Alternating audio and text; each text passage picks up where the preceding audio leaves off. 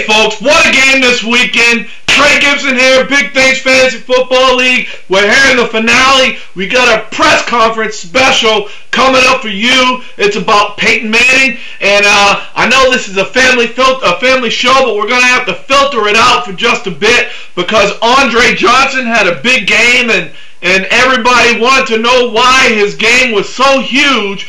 How did he actually come away in the championship game with 30 unexpected points?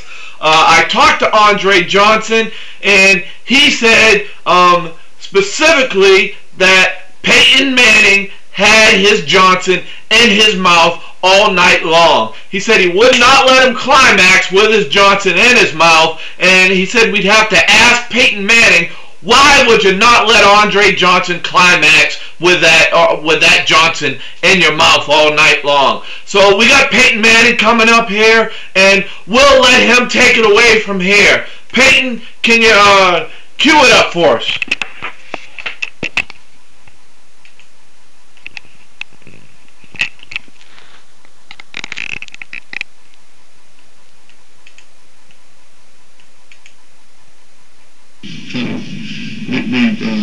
Be a good teammate here.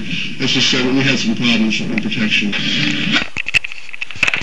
So there you heard it. Peyton Manning said they had some problems with protection, so he made sure that he wanted Andre Johnson to pull it out, but that kind of upset Andre Johnson, and as you know, he had a banner game. You know, he was just going at it with 33 points, and it's just great that the cock blockers could come away with such a victory, you know, in such a huge game like this. We got the final tally at 119 to 108. The Bad News Cock Blockers are the brand new champions of the Big Things Fantasy Football League. You know, not much production by Jay Cutler, not much by Brian Westbrook, but it was enough to actually get them off the schneid, if I must, and help them be crowned as a brand new champion. It was a great game, a lot of parity in the league this year.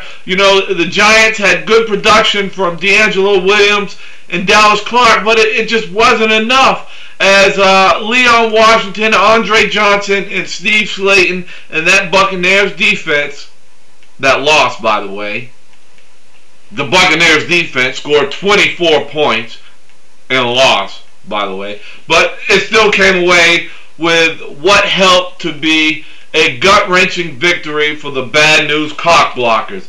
And you know, we had the opportunity to speak with Coach Coach Henry after the game, and he said he expected it. You know, he even already went so far as to crown himself the champion for the 2009 season. He's that confident. He says that his team can't be stopped no matter what. He says his draft position did not have much to do with it. What had to do with it was his mid-season pickup of Steve Slayton, Leon Washington, and what could have been the difference in his pickup at the end of Olindo Mare that came through with 13 points in the final showdown. And you know, I just want to go back to this Peyton Manning thing real briefly, because it seems that you know, he was actually flustered in the game. The protection couldn't get solved. The problems with the protections couldn't get solved, and Peyton just, you know, he was upset. He was upset most of the time. And you know, let's actually just try and see if we can see some clip here about how frustrated he was on the sideline with his offensive line and other teammates, because this is definitely unlike Peyton Manning. Roll the film, please.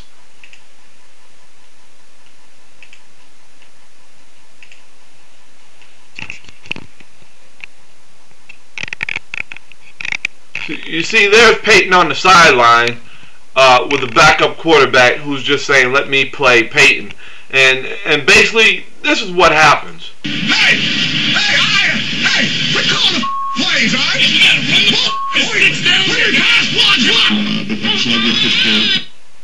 And you see, the offensive line had problems. They wanted Peyton to call different plays, and Peyton wanted them to just pass block because he was having problems, which seemed to be all season long. Part of the reason why Reggie Wayne will never come back. But just briefly, I want to go back to the Cock Blockers. This is a well-deserved victory. We have about 2 minutes left. It's a well-deserved victory, and keep in mind that this team still has 2 crucial elements that are coming back next year that were drafted by this team. And those crucial elements is number 1 at the quarterback position, Jay Cutler. He grew up a little bit this year. Didn't have a big fantasy championship game, but he still had a good season. And number 2, Brandon Marshall, who also, he's dependent upon his quarterback, didn't have a great season. But those are 2 elements that can help carry this team. They won't have Brian Westbrook. They won't have Steve Slayton, who has definitely upped his draft status. Leon Washington was a midseason pickup. He was a castaway from the Gibsonians. And Andre Johnson will probably be a high draft pick as well. But, it all goes back to management of the Cock Blockers. They did their job. They cock blocked the Giants, and they have the trophy coming to them thanks to the commissioner, and they have $750 brand new Christmas money to go out and buy some gay porn with, or whatever they like down there, and bad news. This is great for that organization.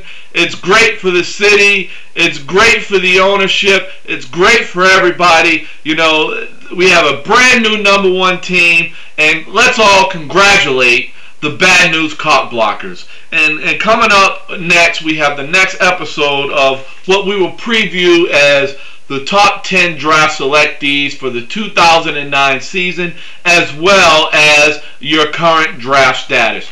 I'm Trey Gibson. Big Things Fantasy Football, ladies and gentlemen. We definitely appreciate all the participants this season. We appreciate all the donations by the West Coast, or not the West Coast, the Connecticut Legends, and those other teams that just stunk up the whole joint for 12 or 13 weeks long. It was a great season. We're glad to have everybody here. We're glad to have everybody a part of what went down as what's going to be one of the most memorable parts of Big Things Fantasy Football. And we definitely look forward to seeing you all here next year. Stay tuned next for the pre-draft show and the top 10 selections that is already on the draft board of the Big Things Fantasy Football League. I'm Trey Gibson, and I'm out.